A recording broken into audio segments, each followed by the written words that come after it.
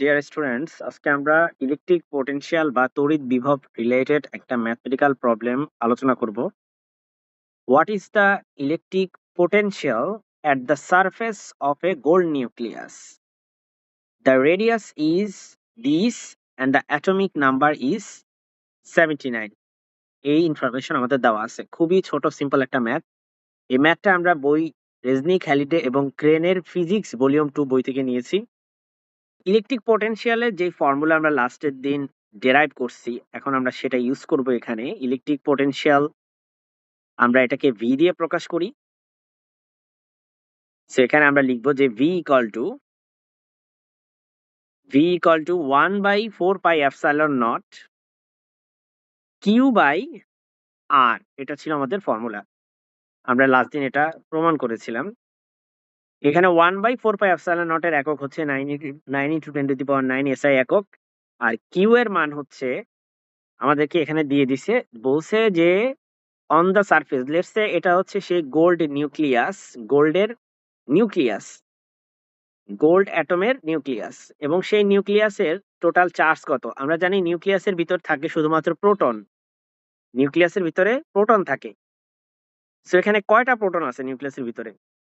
79টা proton আছে, অর্থাৎ atomic number যা, প্রোটন সংখ্যা তাই 79টা প্রোটন। একটা প্রোটনের চার্জ কত?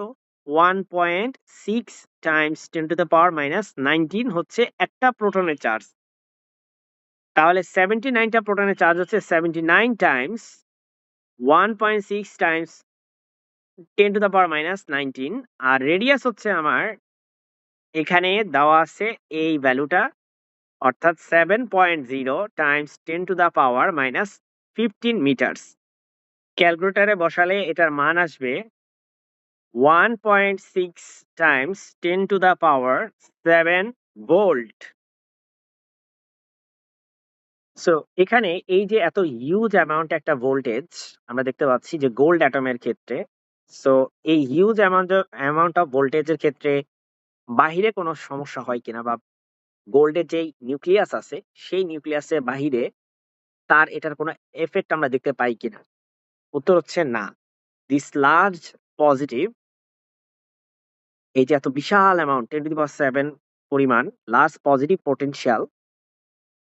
potential has no effect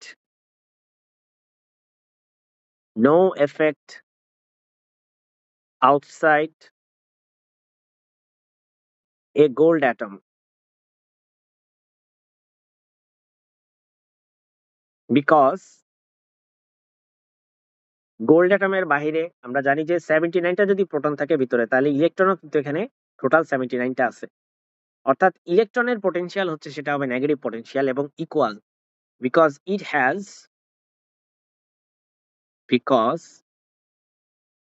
it is compensated by an equally large negative potential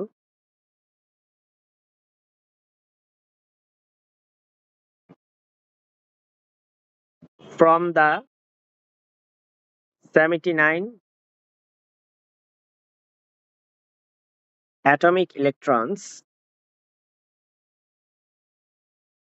of gold.